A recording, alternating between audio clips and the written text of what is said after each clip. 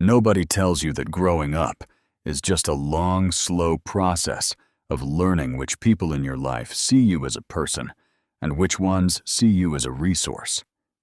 Some people figure that out in their 20s. I figured it out at 11:52 on a Tuesday night in March 2024 when my phone lit up on my kitchen counter and my sister told me. Not asked. Told me that her kids were coming over in the morning. My name is Charles Becker. I'm 28 years old. I live alone in a one-bedroom apartment in the Virginia Highland neighborhood of Atlanta, Georgia. I work in UX design for a mid-sized tech consulting firm downtown. I wake up at 6:15, make coffee, commute on MARTR to the Midtown station, and spend my days designing the things that other people interact with without ever thinking about who built them. I'm not a babysitter. I want to be clear about that, because by the time this story is over, someone in the comments will say, "But they're your niece and nephew. What's the big deal?" And I want to get ahead of that right now. I love those kids. I genuinely do. That's not the point. The point is that nobody, and I mean nobody, gets to walk into your life, assign you a job, and back it up by saying someone else gave them your key. That's not family. That's a management structure you never agreed to join. Here's the background, because the text message didn't arrive in a vacuum. Nothing that happens in a family ever does. My sister's name is Christina Becker. She's 34 years old. She's married to a man named Troy Waverly, 37 project manager for a general contracting firm in Roswell. They live in a 4-bedroom house in Sandy Springs, about 18 miles north of my apartment. They have 2 kids, Jalen, who's 7, and Nora, who's 5. Nice kids, smart kids, kids who deserve parents who plan ahead. That last part is where the problem lives. Christina and Troy have a habit, not occasional, not situational, a habit of making last-minute decisions and then finding other people to absorb the consequences. In the 2 years I'd lived in Atlanta, I had watched this pattern from a closer distance than I wanted. She'd book a weekend trip and realize on Friday afternoon she had no childcare. She'd schedule date nights and then ask my mother if she could take the kids overnight. She'd accept work obligations that conflicted with school pickup and then call people in a panic at 3 p.m. When those people said no, she'd escalate to my father. My father's name is Harold Becker. He's 61 years old, retired from 28 years as a postal supervisor, and he lives about 4 miles from me in the Decatur area. Dad is a good man, in the way that some good men are also frustratingly passive. He doesn't like conflict. He believes family means showing up. And when Christina told him she needed someone dependable who could take the kids in an emergency, he didn't see a red flag. He saw a son who lived close to his daughter, and he solved a problem the way he always solved problems, without asking me first. I found out about the key in the worst possible way. Christina's text came in at 11:52 p.m. on Tuesday, March 12, 2024. I was sitting at my kitchen table, working through a wireframe for a client presentation the next morning. The message read, "Hey, my 2 kids are coming over tomorrow morning. Watch them. Troy has a site inspection, and I have a deposition prep that got moved to 7 a.m. They'll be there by 7:30. I read it twice to make sure I hadn't misunderstood the tone. I had not misunderstood the tone. I typed back, "No, I'm not home tomorrow. I have a client presentation." Her reply came in 47 seconds. 47. She was not asleep. She had been waiting to see if I would comply before she had to deploy the backup argument. "Doesn't matter. Dad gave me your keys. We'll figure it out." I set my phone face down on the table. I sat there for about 30 seconds, very still, in the way you go still when something happens that you didn't quite believe was possible until it did. She has my key. My father gave her my key. Neither of them asked me. The key had a simple origin. 8 months earlier in July 2023, I had a minor medical procedure. Outpatient. Nothing serious. But I needed someone to check on me that evening. I gave my dad a spare key. He brought me dinner. Made sure I wasn't dead. And I told him to hold on to it in case of a real emergency. That felt reasonable. That felt like the kind of trust that's supposed to exist between a father and a son. I had not given him permission to hand it to anyone else. I had not given Christina access to my apartment. I had not been consulted. I had not been informed. It had just happened quietly, and they had both benanked on me, not finding out until her kids were already standing at my front door. That was the plan. Just arrive. Make it a fact. Count on Charles not causing a scene in front of 2 small children. I want you to notice something about that strategy. It's not spontaneous. It requires knowing your target well enough to predict that they'll fold under social pressure. Christina knew I wouldn't yell at the kids. She knew I wouldn't turn them away once they were on my doorstep at 7:30 in the morning with their backpacks and their sleepy faces. She had engineered the situation to make my no irrelevant. The problem with that strategy, and I say this with the calm of a man who had about 4 hours to think it through, is that it requires the key to still work. I picked up my phone. I opened my building's resident app. My apartment complex. A mid-rise on North Highland Avenue with a keypad entry system and a leasing office that handles maintenance requests. Has a 24-hour emergency line for security issues. I wasn't sure if my father gave my sister my key without permission, qualified as a security issue. But I figured I'd let them decide. The woman who answered was named Deb. Patient. Professional. And not remotely rattled when I explained the situation. She confirmed that the building could dispatch an emergency locksmith for a cylinder rekey before morning, and that the cost would be added to my account. I agreed. Someone would be there between 100 and 200 a.m. Then I called my building's overnight security desk and left a note on my account.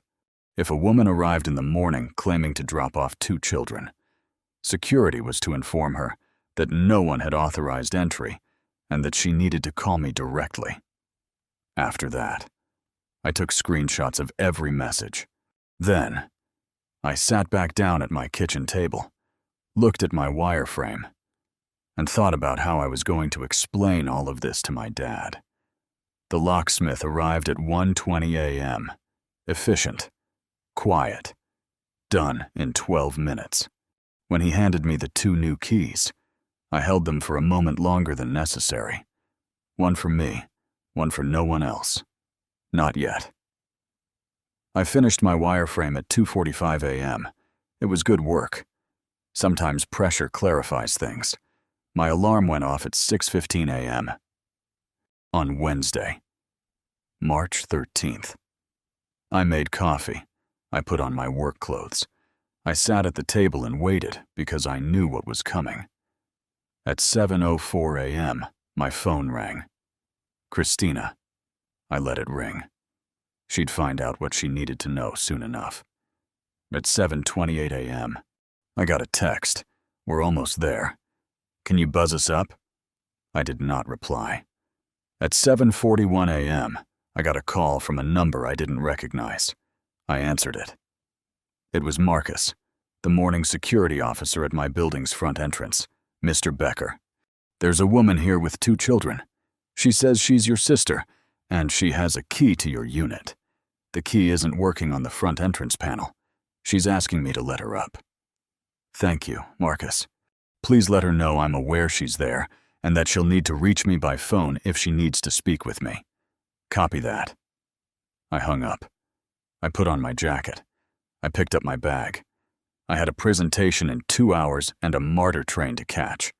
I want to be honest about something. Standing in my kitchen in those few minutes before I walked out, I felt the pull. That familiar low-grade guilt that comes from being in a family where being helpful is treated like a character trait you were assigned at birth. Those are real kids downstairs. They're confused. Nora's probably cold. Jalen's probably hungry. I thought about all of that. And then I thought about Christina planning this from her couch last night, typing that message with the calm certainty that I would open my door and absorb her problem because she had arranged it. So, I had no other choice. I walked out. I found out what happened at the building entrance from Marcus when I came home that evening. Christina had tried the key twice. Once on the outer panel, once directly in the call box override slot that older buildings still have. Neither worked. She had then called my phone 4 times. I had it on silent during my presentation, which went well. By the way, according to Marcus, she stood in the entrance alcove for about 12 minutes before she called Troy. Troy, who was already at his site inspection in Roswell, could not leave. She had then called someone, he wasn't sure who, and eventually left with the kids. Jalen had asked Marcus if he knew where I was. Marcus told him I wasn't available. Jalen apparently nodded seriously and said, "That happens with Uncle Charlie sometimes." I nearly smiled when Marcus told me that. 7 years old, and already more understanding about it than his mother. My phone. By the time I got it off silent at noon, had 6 missed calls, 3 from Christina, 1 from Troy, 1 from a number I recognized as Christina's mother-in-law, Brenda Waverly, who had apparently ended up taking the kids, and 1 from my father. I called my dad back first. That was always going to be the conversation that mattered most. My father answered on the second ring. He has a specific voice he uses when he knows he's done something he shouldn't have. A slightly lower register. Slower than usual. Like he's choosing each word the way you'd choose your footing on a slippery surface. He used that voice when my name came out of him. Charles. Hey. Dad. A pause. Your sister called me. I figured she might. Another pause. Longer. She's upset. I know. The kids had to go to Brenda's. I know that. 2. There was a silence on the line that I let sit. My father is a man who fills silence eventually, and I had learned a long time ago that patience was a better tool than pressure when it came to him. I was standing outside the MARTYR station at 5 Points, briefcase in hand, watching pigeons ignore each other on the sidewalk. Finally, his voice came back smaller than usual. I should have told you I gave her the key. Yeah. Dad, you should have. Your sister told me it was for emergencies. A babysitting conflict at 11:52 at night isn't an emergency. It's a scheduling failure. He let out a long breath. I know. I handled that wrong. This was the part I had been thinking about all day, because my father wasn't malicious. He wasn't scheming. He was a 61-year-old man who had spent 30 years as a mediator between other people's problems. And he had applied that same instinct to his own children in a way that was well-intentioned and genuinely harmful. Dad, I kept my voice even. You gave someone a key to my apartment without telling me. That's not a small thing. That's my home. I understand. If Christina had used that key to walk in when I was there, or when I wasn't there, and something happened, I would have had no legal footing. She wasn't on my lease. She wasn't on my approved entry list. Nobody knew she had access, the 2 of you. Another long pause. I didn't think about it that way. I know you didn't. I wasn't trying to punish him. I genuinely believed he hadn't thought about it that way. That was the problem. I need you to understand that giving someone access to my apartment is my decision. Not yours. Not Christina's. Mine. He was quiet for a moment. Then, in a smaller voice than usual, "Are you going to change the locks?" "Already done. Last night." He made a sound that might have been a sigh, or might have been something else. "Okay. That's fair." That was enough from him for one conversation. My dad doesn't do grand confessions. He does small, quiet acknowledgments, and this was one of them. I took it. Christina.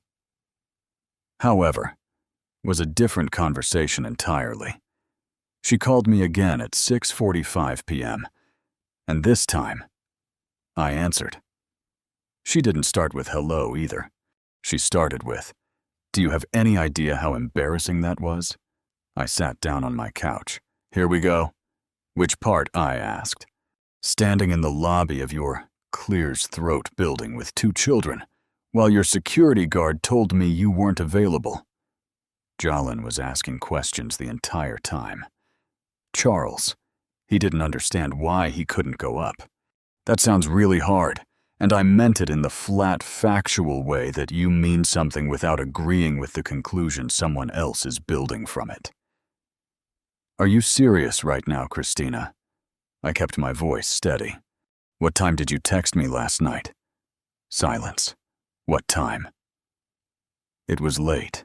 It was 11:52 p.m., and you didn't ask me. You told me. And then when I refused, you told me it didn't matter because Dad gave you my key." "I needed help. You needed someone to absorb a problem you created by not planning ahead. Those aren't the same thing. You're being dramatic. They're your niece and nephew. I know who they are. I also know that Jalen being at Brenda's house this morning is not my fault. It's a direct consequence of you not arranging childcare for a commitment you knew about in advance."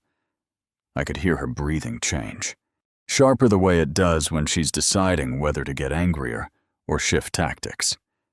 She shifted tactics. "Mom is very upset with you." And there it was, the escalation I had been waiting for, in our family. If Christina couldn't win an argument directly, she imported reinforcements. "Mom can call me herself." "Anything else?" "You think this is funny? I think it's Wednesday, and I have a full day of work tomorrow, and I need to eat dinner. I'm going to go do that. Charles. Christina." I kept it simple. I love Jalen and Nora. I'm happy to be involved in their lives in ways that we actually planned together. What happened last night? The late text. The demand. The key. All of it is not something I'm going to accept as normal. So, if you want to talk about what that looks like going forward, I'm here for that conversation. But not tonight. She hung up. I made pasta. My mother called the next morning. Her name is Vivian Becker, 59, retired middle school teacher, and a woman whose ability to frame and elaborate any situation as a character test for the person she disagrees with is genuinely impressive. She opened with, "I raised you better than this. I had made a second cup of coffee specifically for this conversation. Good morning, Mom. Do not good morning me. Christina called me crying last night. Troy called me. Brenda called me. You embarrassed the entire family over a babysitting request. It wasn't a request. That's the part everyone keeps skipping over. She needed help. She needed help at midnight, after making a plan that required me to accept it without being consulted, using a key that Dad gave her without telling me. That's not asking for help. That's drafting me. You sound so cold. You sound so cold." I had heard that one before, in my family. Having a boundary had a specific name, and it wasn't healthy. It was cold. It was selfish. It was. "You've changed since you moved to Atlanta, Mom."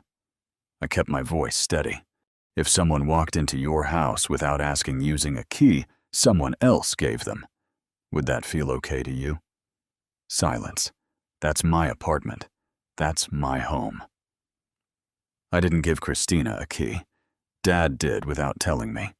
I found out by text at midnight. A longer silence. Harold told me what he did. He admitted it was wrong. I know. We talked. Christina is your sister, and she still doesn't get to walk into my apartment without my permission. Those things are both true at the same time. My mother didn't answer that. She shifted the way she always did when the logical ground got too firm. Those children needed someone, and they found someone. Brenda was there. Everyone survived. That's not the point. What is the point? Mom. Another silence. Then quietly, more carefully. I just don't want you to grow distant from your family. And that right there. That sentence was the most honest thing in the whole conversation. Not anger. Fear. The fear that me having a boundary was the beginning of me leaving. That if I didn't absorb the inconvenience, I would eventually disappear. I softened just slightly. I'm not going anywhere. I'm still here. I still love all of you. I just need everyone to understand that my apartment is my space, and my time is my time, and those things require a question, not a command. She was quiet for a moment. I'll talk to Christina. I didn't know then whether she would or wouldn't. But she'd heard me. That was a start. 2 days after the lobby incident, I did something I had been putting off for months. I made a list. Not a venting list. Not a list of grievances to present to anyone. Just a private accounting. The way you might audit any system you'd let run unexamined for too long. I opened a note on my laptop and started writing down every time in the last 2 years that I had rearranged my schedule, my money, or my space to accommodate someone in my family without being asked. The number that came out wasn't dramatic. It wasn't $11,000 the way it might be in someone else's story. I was 28, and I hadn't been in Atlanta long enough to accumulate that kind of debt to people. But the time was there. The unpaid favors were there. The late nights I'd spent helping Troy review contractor documents because he knew I could read technical copy quickly. The weekend I spent painting Christina's spare bedroom because they were in a rush before a family visit. The 3 times I'd driven 40 minutes to Sandy Springs to take the kids so Christina and Troy could have a night out. Always last minute. Always framed as a treat for me because I love the kids. And I do love the kids. That was always true. That was also always the mechanism. What I understood sitting there with that list on my screen was that I had been living in a family that had quietly sorted me into a role. The available one, the responsible one, the one who didn't have a spouse or kids yet, and therefore had capacity. Nobody had announced this. Nobody had voted on it. It had just calcified over time, assignment by assignment, until the night my sister texted me a command at midnight and was genuinely shocked when I refused. The lock on my door wasn't just a lock.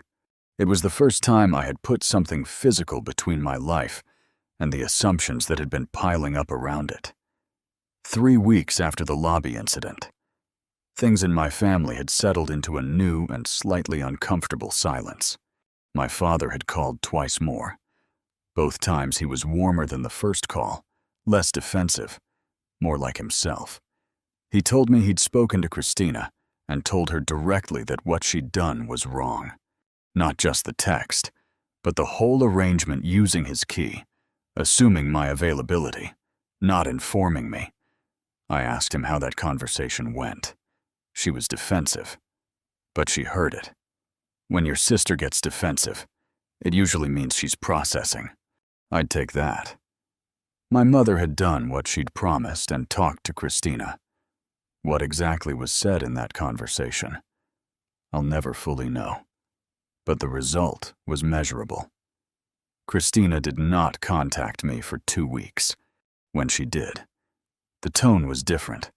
Not warm, not apologetic exactly, but measured. Smaller, somehow, like someone who had been reminded that their voice didn't carry quite as far as they thought. Her message came on April 3rd, 2024. Hey, I want to apologize for the way I handled that night. I shouldn't have texted you like that. It wasn't cool. I sat with that for a while. I want to be accurate about how it felt, because people in comments expect these moments to be either triumphant or hollow. And the truth is, it was neither. It felt like watching a window open in a room that had been sealed for a while. Not warm yet, just air. I replied. I appreciate that. Thank you.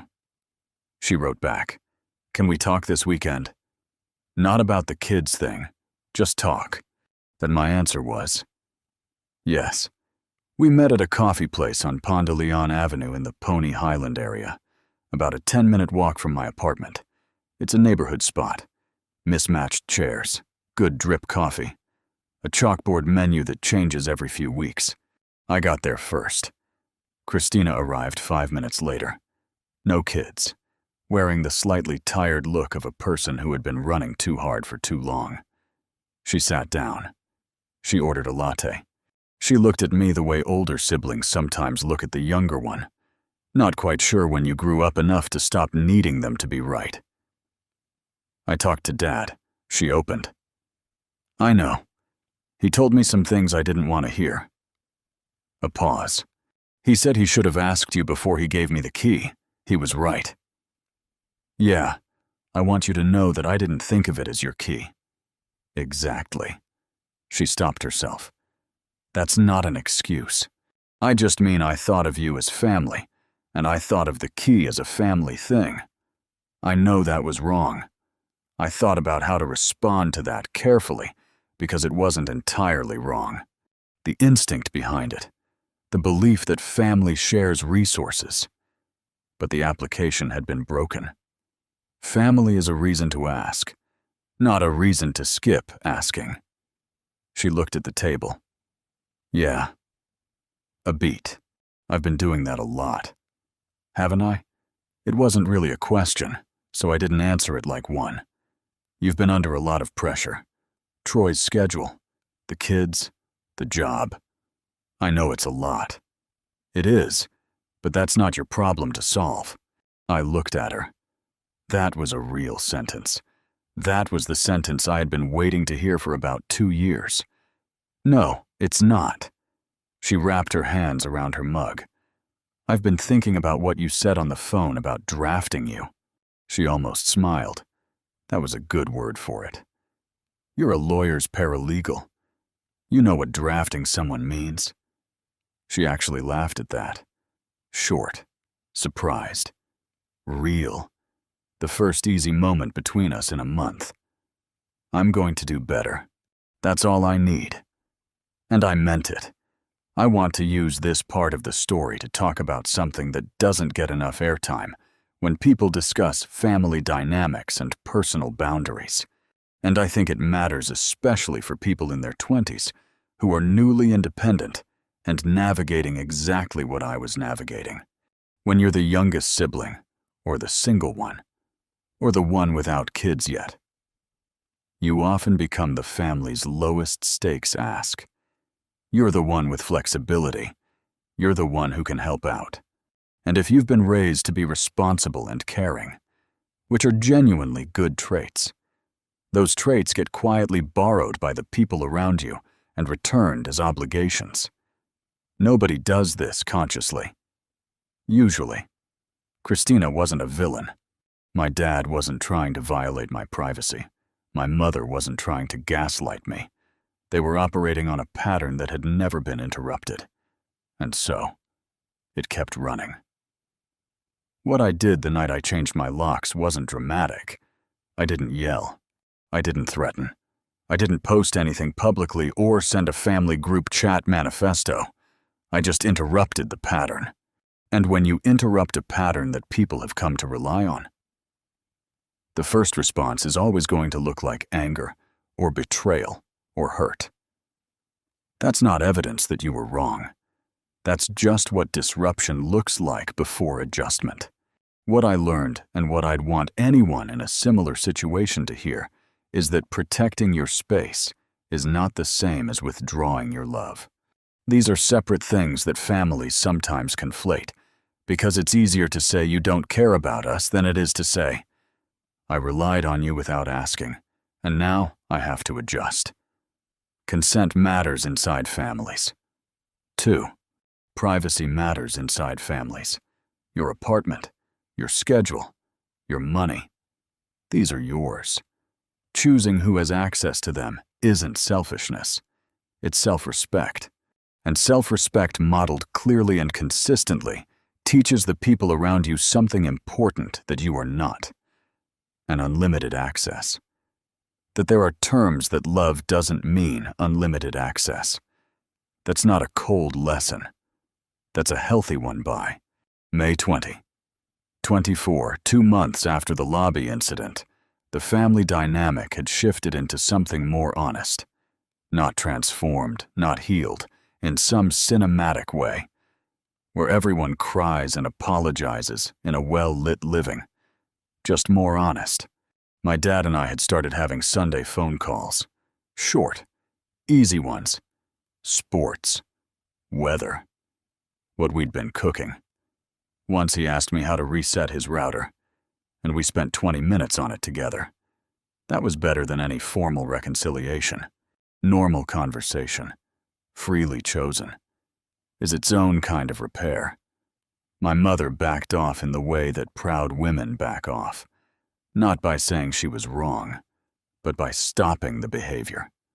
She no longer called to relay Christina's grievances. She no longer opened calls with how other people were feeling about me. When we talked about her book club, about her garden, about a home improvement project she and Dad were doing in the spare room. It was smaller than before, also lighter. Christina followed through. In May, she texted me to ask. And I want to be precise, to ask if I'd be willing to take the kids on a Saturday afternoon while she and Troy went to a friend's wedding. 4 days' notice, a question, not a statement. She mentioned she was also asking Brenda, and that either option worked. Yes, Jalen and Nora came over on a Saturday in late May 2024. I took them to Piedmont Park, about 1.5 miles from my apartment. We walked around the lake. Nora picked up every interesting rock she found and asked me to hold them. So, by the end, I had about 11 rocks in my jacket pocket. Jalen decided a bench was a boat and narrated the voyage for 20 minutes. I bought them ice cream from the cart near the 10th Street entrance.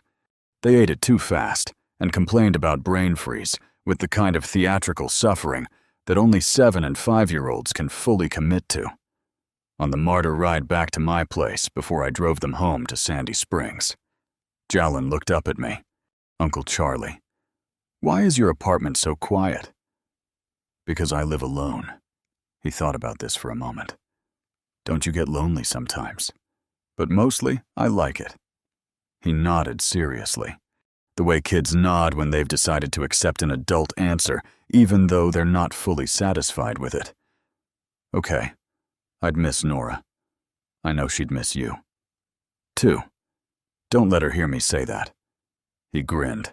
The last thing I'll say about all of this is something I keep coming back to, because I think it's the part that actually matters beyond my particular story. A key is a small thing physically. It weighs almost nothing. You lose them under couch cushions. You make duplicates without thinking twice. But a key to someone's home represents something that doesn't weigh nothing at all. It represents trust. It represents the decision made consciously to give someone access to the place where you are most unguarded, most yourself, most private.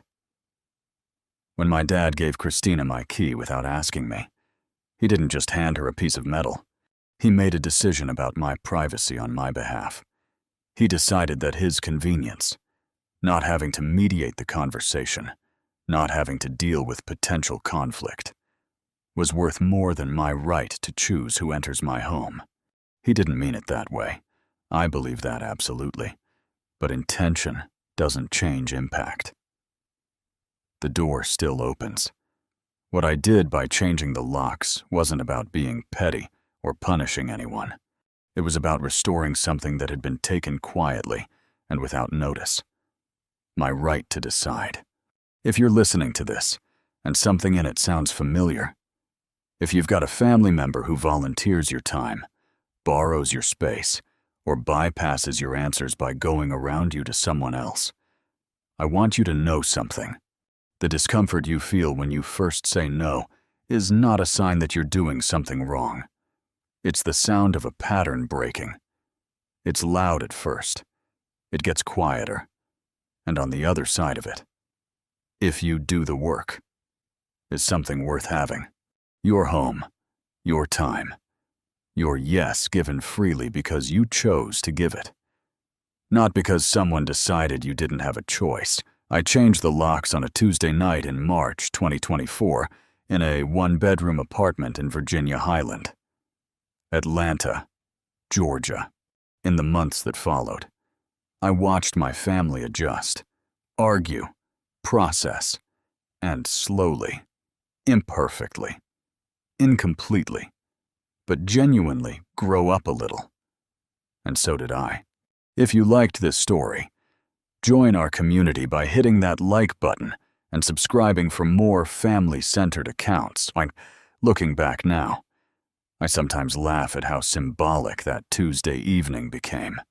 At the time, changing the locks felt like nothing more than another difficult task on an already exhausting list. Buy the new lock set. Watch the tutorial twice, because I wasn't completely sure what I was doing. Keep dropping the tiny screws onto the hardwood floor. Stand in the hallway testing the key over and over again until I finally trusted that it worked. It didn't feel dramatic. It felt practical. But life has a curious way of hiding its biggest turning points inside the smallest ordinary moments. I wasn't just changing the locks on an apartment door. I was changing the rules for my own life. For years, I had believed that keeping the peace meant keeping every door open, every request answered, every expectation fulfilled, no matter how much it cost me. That evening, for the first time, I understood that security isn't about keeping people out. It's about deciding carefully who deserves to come in. There is an enormous difference between isolation and healthy boundaries. I had spent too many years confusing the two. In the months that followed, everyone adjusted in their own way. Some people accepted the changes more quickly than others. Some apologized. Some never did. Some called more often because they wanted a relationship. Others stopped calling because they wanted access.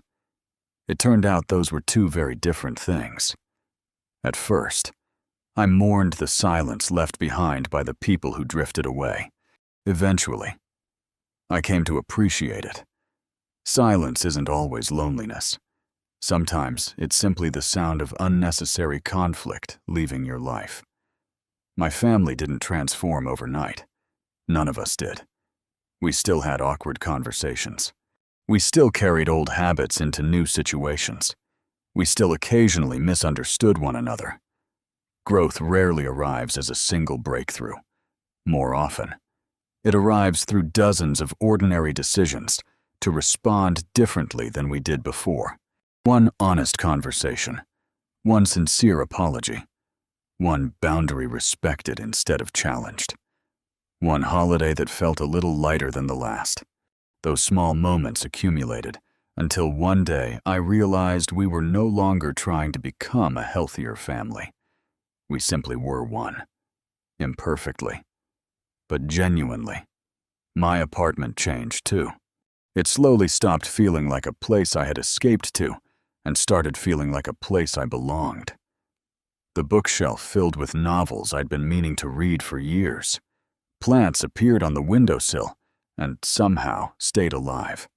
Friends came over for dinner without needing an occasion. Music played while I cooked.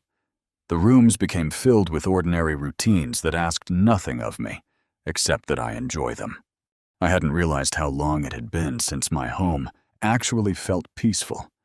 Looking back now, I understand that changing the locks was never about keeping someone else outside the door. It was about finally allowing myself to live comfortably inside it.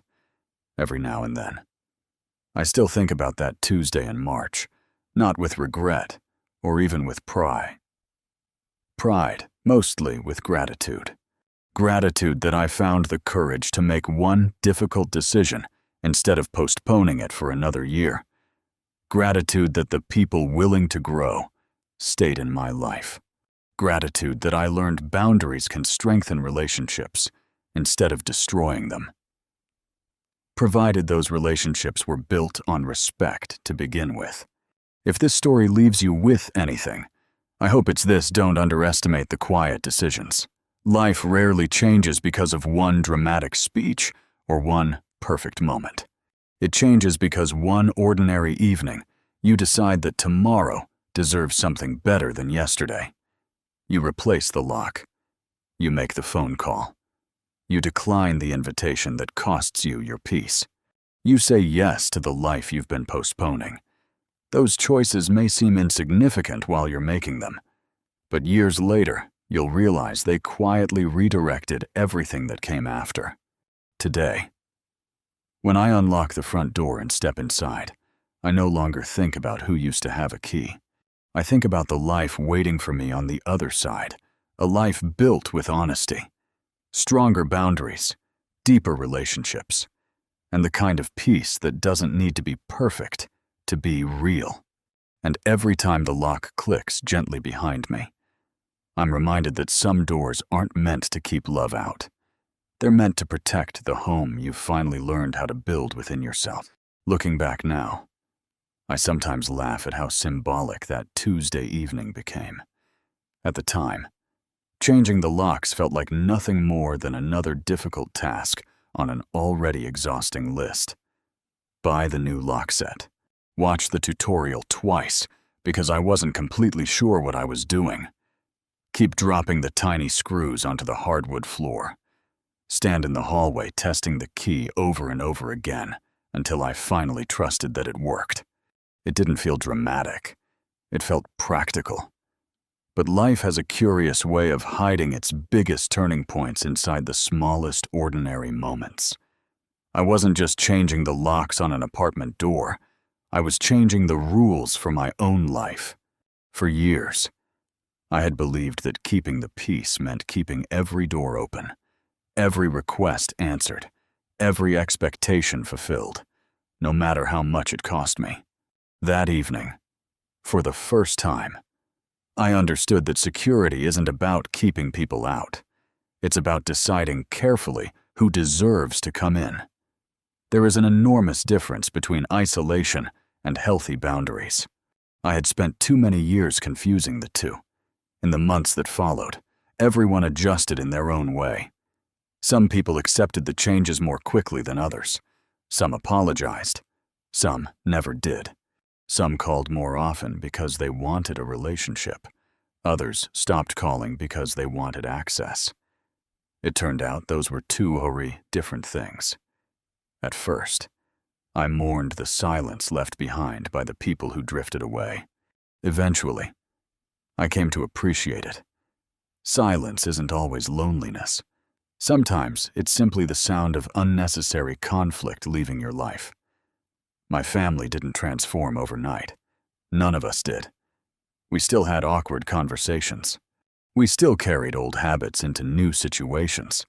We still occasionally misunderstood one another. Growth rarely arrives as a single breakthrough. More often, it arrives through dozens of ordinary decisions to respond differently than we did before. One honest conversation, one sincere apology, one boundary respected instead of challenged, one holiday that felt a little lighter than the last. Those small moments accumulated until one day I realized we were no longer trying to become a healthier family. We simply were one, imperfectly, but genuinely. My apartment changed too. It slowly stopped feeling like a place I had escaped to and started feeling like a place I belonged. The bookshelf filled with novels I'd been meaning to read for years. Plants appeared on the windowsill and somehow stayed alive. Friends came over for dinner without needing an occasion. Music played while I cooked. The rooms became filled with ordinary routines that asked nothing of me except that I enjoy them. I hadn't realized how long it had been since my home actually felt peaceful. looking back now. I understand that changing the locks was never about keeping someone else outside the door. It was about finally allowing myself to live comfortably inside it. Every now and then, I still think about that Tuesday in March, not with regret or even with pride, mostly with gratitude. Gratitude that I found the courage to make one difficult decision instead of postponing it for another year. Gratitude that the people willing to grow stayed in my life. Gratitude that I learned boundaries can strengthen relationships instead of destroying them, provided those relationships were built on respect to begin with. If this story leaves you with anything, I hope it's this: don't underestimate the quiet decisions. Life rarely changes because of one dramatic speech or one perfect moment. It changes because one ordinary evening, you decide that tomorrow deserves something better than yesterday. You replace the lock. You make the phone call. You decline the invitation that costs you your peace. You say yes to the life you've been postponing. Those choices may seem insignificant while you're making them, but years later you'll realize they quietly redirected everything that came after. Today, when I unlock the front door and step inside, I no longer think about who used to have a key. I think about the life waiting for me on the other side, a life built with honesty, stronger boundaries, deeper relationships, and the kind of peace that doesn't need to be perfect to be real. And every time the lock clicks gently behind me, I'm reminded that some doors aren't meant to keep love out. They're meant to protect the home you've finally learned how to build within yourself.